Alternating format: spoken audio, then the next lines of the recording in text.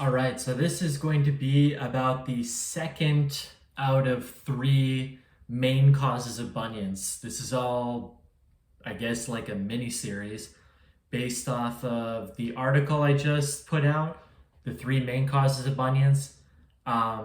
This is going to be number 2 of 3. I already released the first one. Check that out if you haven't seen it. And I guess let's just get right into it.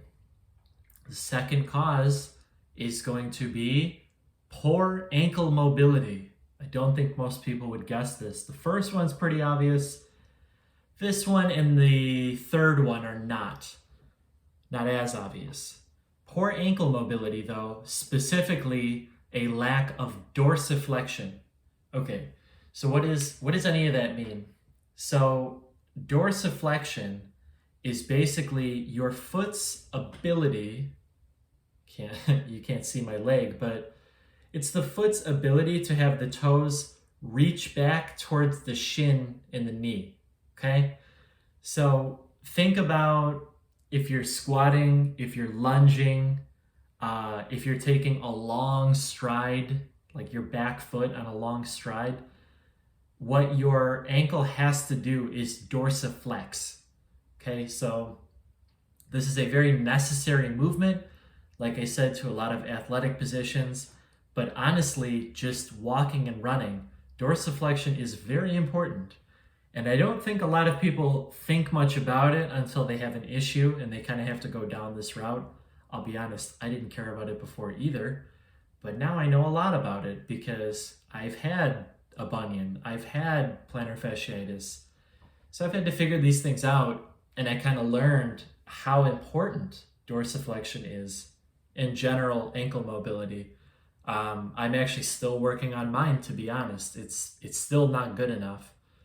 But I identified how important these were, and I've actually written, not just in this article, I've written a couple others about these topics, which maybe I'll actually throw in the description, as well as the current one that I'm talking about, the causes of bunions.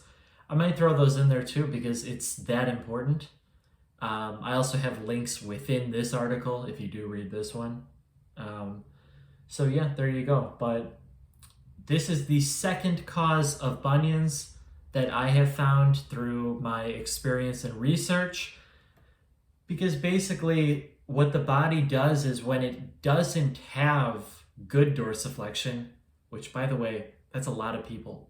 A lot of people don't wear good shoes. The shoes they wear have too high of a heel, kind of compromises the ankle mobility, kind of takes away the dorsiflexion, shortens the Achilles tendon. So they don't have good mobility there anymore. This is most of us. Like I said, it's even me. So when the body doesn't have good dorsiflexion anymore, it basically problem solves by going, okay, I need the ankle to be mobile because we need to walk and run. I mean, literally, if you didn't have it, you wouldn't be able to do those. So what it does is it basically says, well, we already pronate. The feet already land and they kind of pronate as like a shock absorption, like recoil type of system. And it's natural and it works very well. But the body basically goes, we're just going to pronate more. We're going to over-pronate now. Over-pronation is another thing I've written a lot about. Check that out throughout the blog. But the body basically problem solves by going, I'm just going to have us pronate more because we need mobility here and you don't have it in dorsiflexion. So now when you're over-pronating, what your foot is basically going to do is you're going to turn your feet out. People who lack ankle mobility, every single one of them across the board, because like I said, it's just the body's way of making do with what you have, it turns the feet out. Okay, so the feet turn out and you're basically walking with what I call duck feet. And you'd see a lot of people walk like this. You might not think about it, but now that I have this awareness, I see people walking with really wide feet. And I'm like, well, I can basically tell you don't have good ankle range of motion. And it's funny because it is that straightforward. it goes up the leg too. Maybe you also don't have good hip mobility, let's say.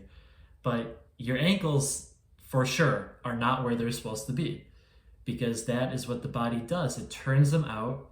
You're walking with duck feet, and you wouldn't think that's that bad of a thing. But the problem is now, because we're talking about bunions, I know I'm talking about a lot of topics, but the focus is bunions.